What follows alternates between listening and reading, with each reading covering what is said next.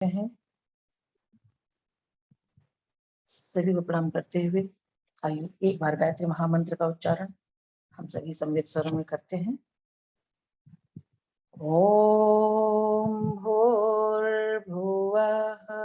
स्वः तत्सवितुर्वरेण्यं भर्गो देवस्य धीमहि धियो यो नः प्रचोदयात्। अज्ञानतिमिरान्धस्य ज्ञानाञ्जनशलाकया चक्षुरुन्मीलितं येन तस्मै श्रीगुरवे नमः। तस्मै श्रीगुरवे नमः। जी, हम स्वाध्याय कर रहे हैं प्रज्ञा पुराण परिवार खंड भाग 3 का, जिसमें हम जीवंत जागृत और समाज सेवी हिम्मत वाली महिलाओं के बारे में पढ़ रहे हैं। इस कड़ी में आज हम पढ़ रहे हैं 131 पेज पर। यहाँ पर जो कहानी आ रही है पहले वो आ रही है, जो गरजते हैं वे बरसते नहीं। कभी कभी पुरुषों को अनगढ़ नारी के विकास हेतु स्वयं सहनशीलता की साधना करनी पड़ती है। यह भी जरूरी है। सुकरात की पत्नी कर्कश स्वभाव की थी। पति को भी परमार्थ कार्यों से रोकती और जो मिलने आते उन्हें भी पूछती।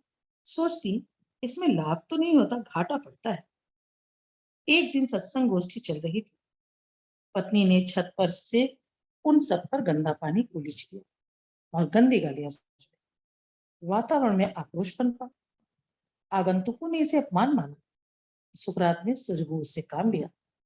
उनने क्रोध को विनोद में बदला। हंसते हुए कहा, आज वह किंवदंती मिथ्या हो गई जिसमें कहा जाता है कि जो गरजते हैं वे बरसते नहीं। आज तो गरजना बरसना साथ साथ हो रहा है। क्रोध हंसी में बदल गया।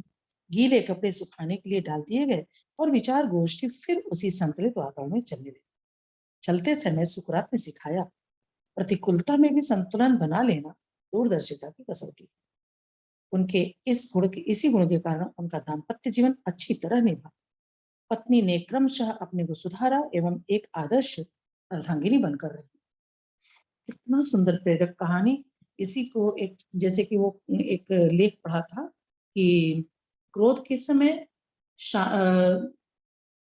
बोलने के लिए प्रयत्न नहीं करना पड़ता, कोई ताकत नहीं लगानी पड़ती, वो स्वयं अंदर से आती है। पर जब हम क्रोध के समय शांत रहने की कोशिश करें, उस समय बहुत अधिक ताकत की आवश्यकता पड़ती है कि हम शांत हो सकें। यहाँ पर कितना सुंदर इन्होंने बदला। निश्चित ही ये परिस्थितियां ऐसी थी कि क्रोध आना स्वाभाविक था, उद्विग्नता स्वाभाविक थी। सबको, जितने आगंतुक थे उनको अपमानित होना महसूस करना बिल्कुल स्वाभाविक था। वहां हम सब होते तो शायद यही महसूस करते। पर किस तरह से संत किसको कहते हैं, ये बात स्पष्ट हो रही है कि सुकरात का संतत्व कितना गहरा था कि उन्होंने क्रोध तो नहीं किया, उल्टा जो लोग क्रोध में आ गए थे, जिनको बुरा लगा था, उन सब लोगों को भी ऐसे संतुलित कर लिया जैसे कि ये लोग शांति से सब शांत हो गए और सब हंसी में बदल गया। ये बहुत कठिन कार्य है। पढ़ना बहुत सरल है, समझना भी कि हाँ ठीक है, ऐसा हुआ, बहुत अच्छा, ऐसा होना चाहिए था। पर जब वो परिस्थितियां अपने साथ होती हैं तो करना बहुत मुश्किल होता है। बहुत ही सुंदर कहानी। और ये इनके चलते ही उनकी पत्नी ने अपने आचरण व्यवहार को सुधारा। उनको लगा कि मैं गलत करती हूँ और उन्होंने सुधारा। उसके बाद वो आदर्श पत्नी बनकर के रही। आगे कहानी है कुकर्मियों के निमित्त सृष्टा की व्यवस्था। देव कन्या मृत्यु को ब्रह्मा जी ने सृष्टि संतुलन बनाए रखने के लिए मनुष्यों को मार मार कर परलोक भिजवाते रहने का काम सौंपा। देव कन्या मृत्यु, मृत्यु जो है वो एक कन्या के रूप में बताया जा रहा है, देव कन्या। इनको सृष्टि का संतुलन बनाने के लिए भगवान ब्रह्मा जी ने मनुष्यों को मार मार कर परलोक भेजने का काम सौंपा।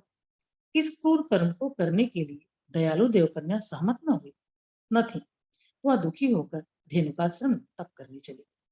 तप पूर्ण हुआ तो विष्णु भगवान ने उसे वर मांगने के लिए कहा। देवकन्या ने प्राणियों को मारने के क्रूर कर्म वाली विधि व्यवस्था से छुटकारा दिलाने का अनुरोध किया। प्रजापति का विधान और निर्माण की भी आवश्यक था तथा मृत्यु से के करुणा भरे इनकार का भी महत्व था। सो उनने मध्यवर्ती मार्ग निकाला। 5 दूत मनुष्य लोक में भेजे। क्या क्या है? एक है असंयम, दूसरा आवेश, तीसरा आलस्य, चौथा तृष्णा, पांचवा अविवेक। क्या रास्ता अपनाया? देव कन्या ने प्राणियों को मारने पूर्व वाली विधि जो उसे छुटकारा मिल सके, कि स्वयं से ये प्रक्रिया चल पड़े, ये मारना वाला काम न रहे। तो प्रजापति ब्रह्मा जी ने विधान और निर्माण भी तो ये है कि धरती पर जो जन्म लेगा वो मरेगा, मर करके ही जाएगा, ये विधान भी था, इसको भी नहीं खराब करना था। तो इनको महत्व देते हुए उन्होंने एक ऐसा मार्ग निकाल लिया जिसमें वो कहावत हो गई कि सांप भी मर जाए लाठी भी ना टूटे। उन्होंने ऐसे 5 असंयम बना दिए, धरती पर भेजा दूतों को, कि उन्होंने कहा कि तुम लोगों के भीतर घुसकर लोगों को खोखला करते रहे, धीरे धीरे वे स्वयं मरणासन स्थिति में पहुंच जाया करें। देव कन्या मृत्यु से कृष्ण भगवान ने कहा, जब आत्मघात से दुखी लोग कहीं शरण न पा सके, तब तुम उन्हें दयावश अपनी गोद में सुला लिया करो। जब असंयम इत्यादि जो नाम दिए गए, असंयम है, आवेश है, आवेश यानी अभी क्रोध का बताया कि क्रोध में शांत रहने के लिए बहुत प्रयत्न करना पड़ता है, और आलस्य है, तृष्णा, अविवेक, ये सब के कारण जब व्यक्ति खोखला हो जाएगा और मरणासन स्थिति में पहुंच जाएगा, बहुत दुख पाएगा, शरीर में रहना नहीं चाहेगा, तब तुम उन लोगों को उनके ऊपर कृपा करके उनको उस परिस्थिति से मुक्ति दिलाते हुए उन्हें मृत्यु में ले आना, अपनी गोद में सुला लेना। मृत्यु इस दया धर्म को अपनाने के लिए सहमत हो।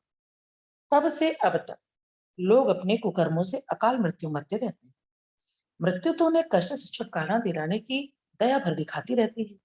जो भी नारी को दुर्गति के पतन के गर्त में ले जाते हैं, उनके लिए सृष्टा की दंड व्यवस्था भी है।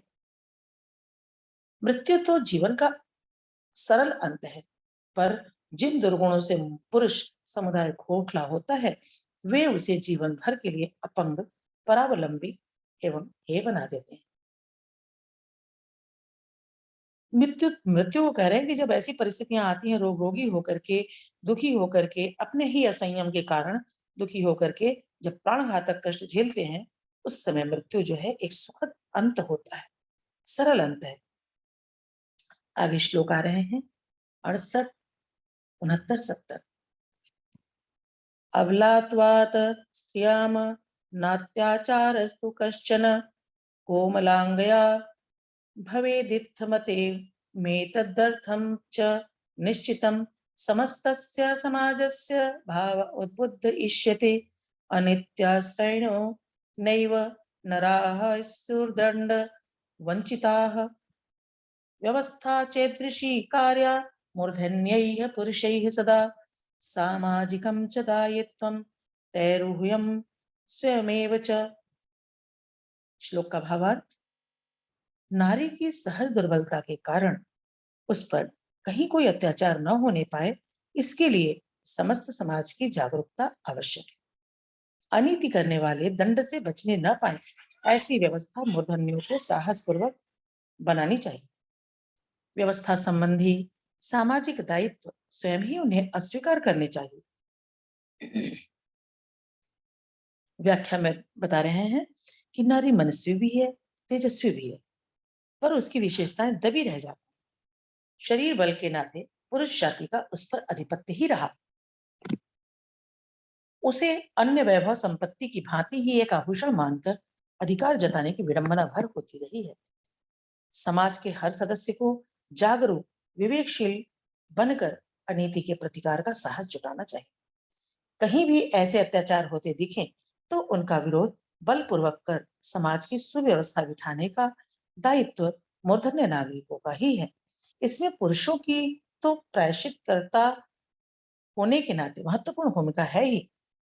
क्यों कहा प्रायश्चितकर्ता? क्योंकि पीछे समाज में पुरुष का एकाधिकार रहा, वैभव संपत्ति की भांति आभूषण की तरह एक स्त्री को उन्होंने इस्तेमाल किया।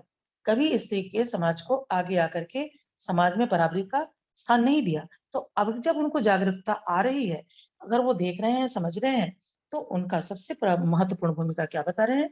वो एक तरह से प्रायश्चित करता है, जो गलतियां की हैं उसका सुधार कर रहे हैं। तो इसमें उनकी तो महत्वपूर्ण भूमिका है। जागृत नारी को भी अपना दायित्व निभाना चाहिए। जो अनीति करे उन्हें किसी न किसी रूप में, उसका प्रतीक रूप में दंड अवश्य मिले, ताकि कभी वे आगे ऐसा दुस्साहस न कर सके। जो जागृत नारी है वो भी अपना दायित्व समझे कि जो उनके साथ अनीति कर रहे हैं किसी भी रूप में, किसी भी क्षेत्र में, तो उन्हें किसी न किसी रूप में, उसको प्रतीक रूप में दंड जरूर मिलना चाहिए। ये करना चाहिए, ताकि जो पुरुष वर्ग है जो इस तरह का आतताई है, आज भी ऐसा क्रम कर रहा है, तो उसे भय हो और वो आगे ऐसा दुस्साहस न कर सके। अगली कहानी है नारी अबला नहीं, वीरा, पुरंदरी और शक्ति। बता रहे हैं गुरुदेव, प्राचीन काल में स्त्रियों को अबला नहीं, शक्ति स्वरूपा समझा जाता था। उन दिनों पुत्र को वीर और नारी को वीरा कहा जाता था, तथा उनकी शिक्षा दीक्षा का ऐसा प्रबंध किया जाता था कि वे अपना नाम सार्थक कर सके। रानी लक्ष्मीबाई, अहिल्याबाई, दुर्गावती जैसी शूरवीर नारियां इनके प्रत्यक्ष प्रमाण हैं। संस्कृत भाषा में स्त्रियों के लिए एक शब्द पुरंदरी भी आया है, जिसका अर्थ है पुर या नगर को धारण करने वाली, उसकी रक्षा करने वाली। प्राचीन काल में राष्ट्र को बाहरी शत्रुओं से सुरक्षित रखने का दायित्व पुरुष संभालते थे, तथा युद्ध के समय आंतरिक शत्रुओं से स्त्रियां निपटती थी। उन दिनों नगर की सुव्यवस्था, अपराधों की रोकथाम, घुसपैठियों की धरपकड़ का कार्य स्त्रियों के जिम्मे ही रहता था। इसलिए उन्हें पुरंदरी कहा जाता था। काली, भवानी, अंबिका आदि देवियां अपनी शूरवीरता के कारण ही पूज्य हैं।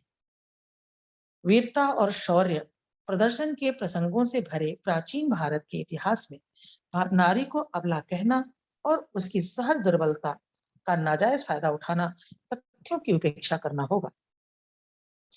कितनी सुंदर बात बता रहे हैं यहाँ कि इसलिए उन्हें पुरंदरी कहा जाता था कि वो अपने पुर की, अपने कुल की, अपने आसपास के वातावरण की रक्षा करती थी। और इसी तरह की जो महिलाएं रहीं, वो देवियों के रूप में पूजी गई, शूरवीर कही गई। काली, भवानी, अंबिका, इन लोगों का नाम यहाँ पर उल्लेखित है। तो बताया गया कि शौर्य और प्रदर्शन के प्रसंगों से भरे जो प्राचीन भारत का इतिहास है, तो उसको देखते हुए नारी को अबला कहना, उसकी सहज दुर्बलता का नाजायज फायदा उठाना, इन तथ्यों की उपेक्षा करना है कि नारियों ने क्या क्या किया है।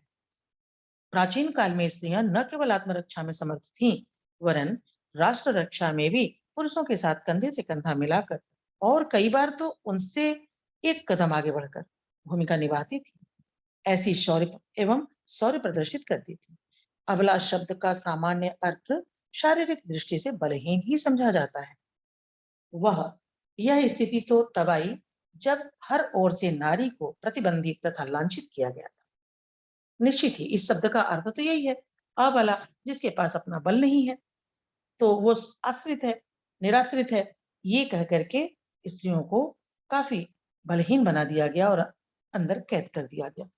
कह रहे हैं कि यह स्थिति कब आई, जबकि चारों हर ओर से नारी को प्रतिबंधित कर दिया गया, उस पे रोक लगा दी गई, उसके क्रियाकलापों पे, उसके जो आगे बढ़ने के रास्ते थे सारे बंद कर दिए गए, प्रतिबंधित किया गया और लांछित भी किया गया, तिरस्कृत भी किया गया। अन्यथा जिन दिनों समाज में उन्हें पुरुषों के समान ही स्थान दिया जाता था और वैसे ही अधिकार प्राप्त थे, तब प्रकृति प्रदत्त कमनीयता, कोमलता के उपरांत भी स्त्रियां शौर्य और वीरता के क्षेत्र में पुरुष से कदापि पीछे नहीं रही। विवरण मिलता है कि महादेव पुत्र गणेश ने स्त्रियों के सैन्य दल बनाए थे और उनके द्वारा राष्ट्र रक्षा का कार्य भी करवाया था। अनेक बार स्त्रियों ने स्वयं आगे बढ़कर अपने सैन्य दल गठित किए तथा राष्ट्र रक्षा में अग्रणी भूमिका निभाई। वैदिक साहित्य में राजकुमारी विशाला की कहानी मिलती है। कथा है उनकी। सम्राट का नाम खेल बताया गया है।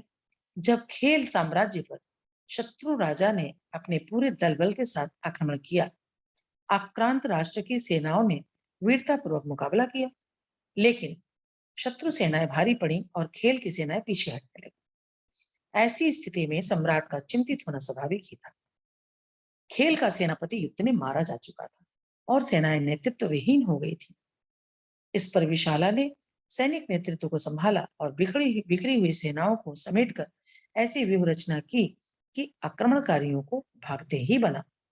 कितना सुंदर कि इतना बड़ा खेल जैसे राष्ट्र पर, सामाजिक साम्राज्य पर जब शत्रु दल ने आक्रमण कर दिया, तो सेनाओं ने वीरतापूर्वक मुकाबला तो किया, पर शत्रु की सेनाएं बहुत ज्यादा थी और भारी पड़ी, तो सेनाएं भाग पीछे हटने लगी। और ऐसी स्थिति में जहां के सेनापति भी मारा जा चुका, तो सेनाएं नेतृत्व विहीन होने के कारण भी तितर बितर होने लगी। ऐसी स्थिति में अब ये कितनी विकट स्थिति है, इसका अनुमान सहज ही हम लगा सकते हैं। ऐसी विकट स्थिति में आगे आई विशाला ने सैनिक नेतृत्व को संभाला और बिखरी हुई सेनाओं को समेट करके ऐसी व्यूह रचना की कि सारे आक्रमणकारी भाग खड़े हुए। अगली कहानी है महिला पंचरत्न। उन दिनों देश में स्त्रियों को घर के पिंजरे में ही कैद रखने का प्रचलन था।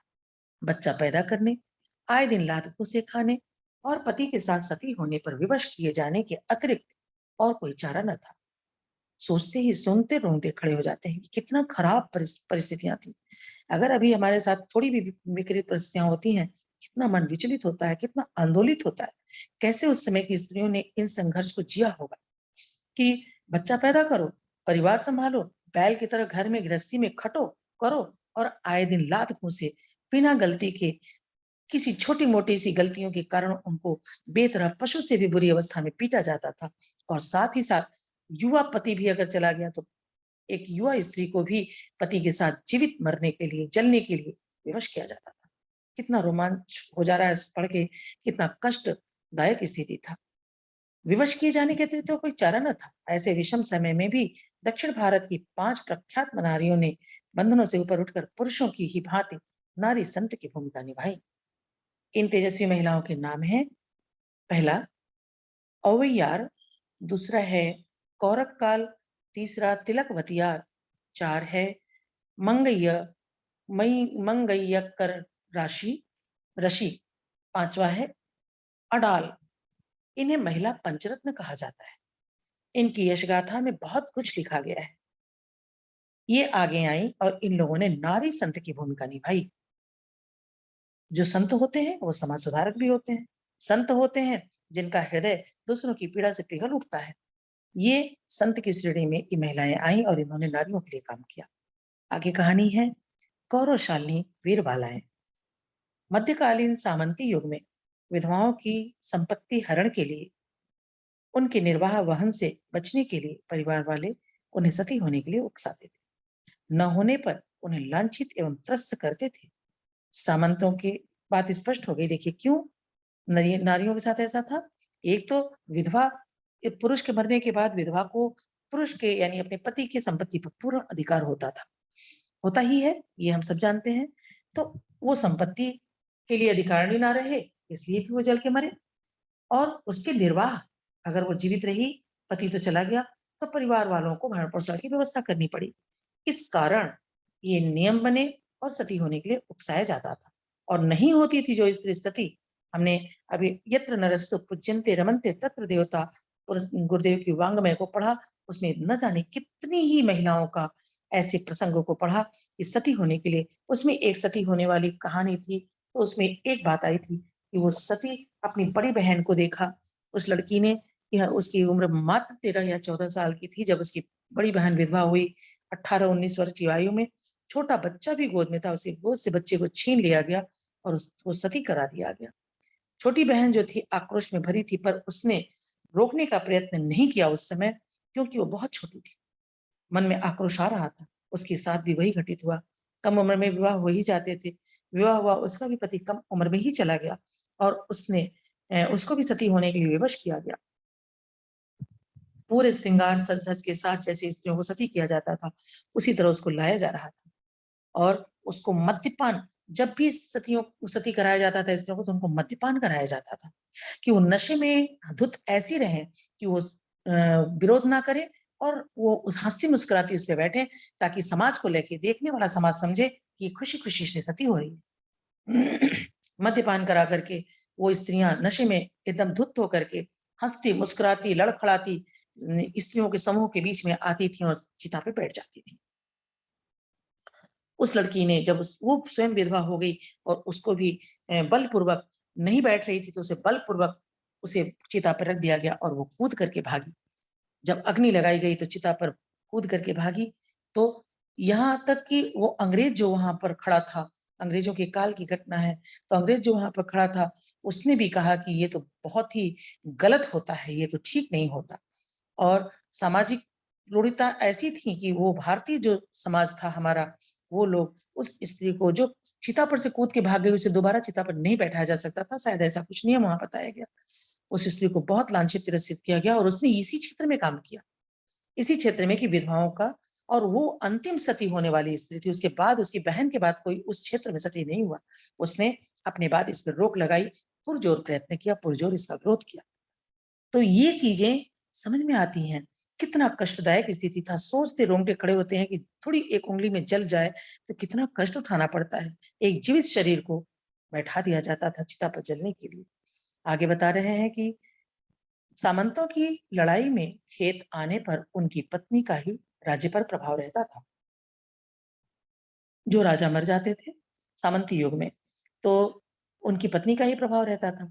इस कंटक को हटाने के लिए शत्रु मित्र सभी अपना स्वार्थ इसी में समझते थे कि विधवा को सती होने के लिए फुसलाया जाए। देखा देखी कुछ भावुक स्वेच्छा से भी, कुछ भावुकता के कारण भी माताएं इतनी भावुक हृदय की होती हैं कि पति चला गया तो लगता है सारी दुनिया चली गई, अब क्या रहा हमारे जीवन में शेष। ये सोच करके कुछ भावुकता से स्वेच्छा के कारण भी जाती थी, सोच संताप से आवेश में वैसा कर बैठती थी। इसके विपरीत बहुत सी साहसी महिलाएं ऐसी भी होती थी जो इस प्रकार आत्महत्या करने की अपेक्षा शत्रुओं से लड़ने में अपना गौरव समझती थी। इन गौरवशाली वीर बालिकाओं में महारानी लक्ष्मीबाई, कर्मा देवी, दुर्गावती, अच्छन कुमारी, वीरमती, जवाहरबाई, जयवती, कमलावती, कर्णवती, ताराबाई, जासमा, रानी साहब कुमारी, रानी राजबाई आदि के नाम से प्रसिद्ध हैं।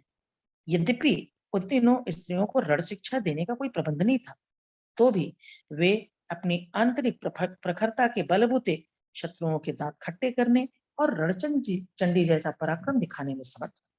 इन जिन नारियों का, जिन वीरांगनाओं का नाम यहाँ दिया जा रहा है, ये सभी अपने पतियों के जाने के बाद सामंतवादी युग में अपने अपने जो उनका राज्य था उस पे उन्होंने अपना आधिपत्य किया और उन्होंने रणचंडी जैसा पराक्रम दिखाया है।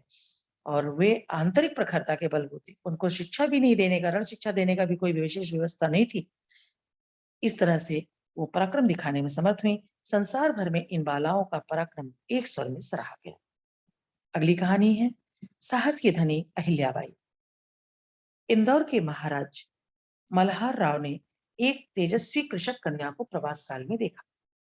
उन्हें वह प्रतिभावान लगी और अपने बेटे खांडे राव से उसका विवाह कर दिया। उन दिनों सामंतों में आए दिन आपसी युद्ध ठने रहते थे। एक युद्ध में बेटा और दूसरे में बाप को जान से हाथ धोना पड़ा। राजकाज संभालने की जिम्मेदारी रानी अहिल्याबाई के कंधों पर आई। कई विश्वासघाती सरदार राज्य को हड़पने के षड्यंत्र करते रहे। कई पड़ोसियों ने चढ़ाई कर दी। सभी से अहिल्याबाई ने बड़ी कुशलता से लड़ा। उसने अपने साहस और संतुलन को विकट से विकट परिस्थिति में भी हाथ से न जाने दिया। अहिल्याबाई ने लंबे समय तक राजकाज चलाया। विदेशी तक दांतों तले उंगली दबाए रहे कि अवसर मिलने पर नारी की प्रतिभा नर की तुलना में राई भर भी कम सिद्ध नहीं होती। अभी एक सीरियल आ रहा है अहिल्याबाई का, हमने तो कभी नहीं देखा पर चर्चा कभी कुछ कुछ लोगों से सुनी है कि किस तरह से अहिल्याबाई ने छुटपन में, बहुत कम उम्र में उनके पति और ससुर चले गए थे, बहुत कम उम्र में उन्होंने अपने राज्य का संचालन किया था, मगर ये इस इतनी दृढ़ प्रतिज्ञ महिलाएं थीं कि इनकी प्रतिभा की का लोहा तो सबने माना, यहाँ तक कि अंग्रेजों ने, विदेशियों ने भी माना, दांतों उंगली दबाए। ऐसी वीरांगनाएं हमारे भारतवर्ष में हुई हैं। अगली कहानी है दक्षिण भारत की लक्ष्मीबाई चेन्नम्मा। लगभग ये सारी कहानियां जिन बहनों का यहाँ है, ये सभी बहनों की कहानियां यत्र नरस्तु पूज्यन्ते रमन्ते तत्र देवता, जो वांग्मय है गुरुदेव का, उसमें गुरुदेव ने बहुत सारी नारियों का जीवनी का उल्लेख किया है और विस्तार में किया है। दक्षिण भारत की रानी लक्ष्मीबाई चेन्नम्मा के बारे में पढ़ते हैं। अंग्रेज तब व्यापार की अपेक्षा शासन सत्ता जमाने में अधिक दिलचस्पी ले, अपना व्यापार भारत में चलाने का नहीं उतना सोच रहे थे जितना कि वो चाहते थे कि यहाँ पूरा अधिकार हमारा। बड़ी रियासतों से लड़ना और जो छोटी हों उन्हें धमकी देकर काबू में कर लेना उनकी नीति थी। पेशवाओं पर अंग्रेजों की चढ़ाई हुई, उन्होंने कन्नूर की रानी चेन्नम्मा से मदद मांगी। चेन्नम्मा ने 2 प्रमुख सेना भेजी, उन्हें अंग्रेजों ने फोड़ लिया। सेनाओं को जो भेजा, अंग्रेजों ने लालच देकर, फोड़ने का मतलब उन्हें लालच दे करके अपनी तरफ मिला लिया और वो उनकी लड़ाई उनके विरोध में हो गई। वह सेना अंग्रेजों के पक्ष में लड़ी, फूट गई।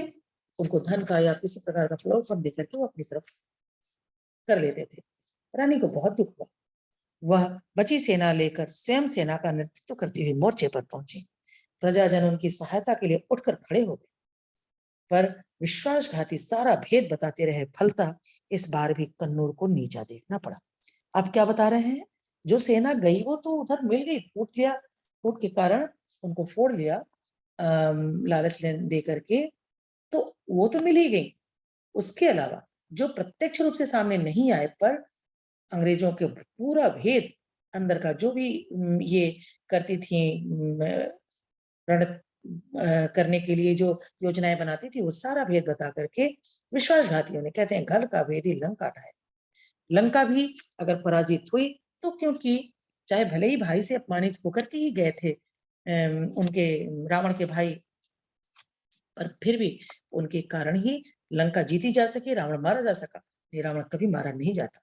इस तरह से यहाँ पर भी यही हुआ कि विश्वासघाती सारा भेद बताते रहे। फलतः इस बार भी कन्नौज को नीचा देखना पड़ा।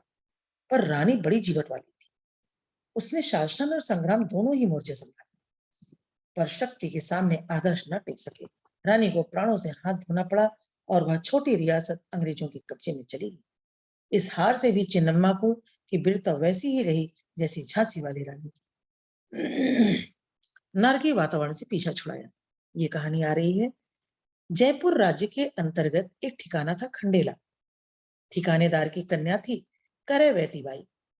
विवाहों के उपरांत ठिकानों में रानियों की जो दुर्दशा होती थी, उसे वह देखती और सुनती रहती थी।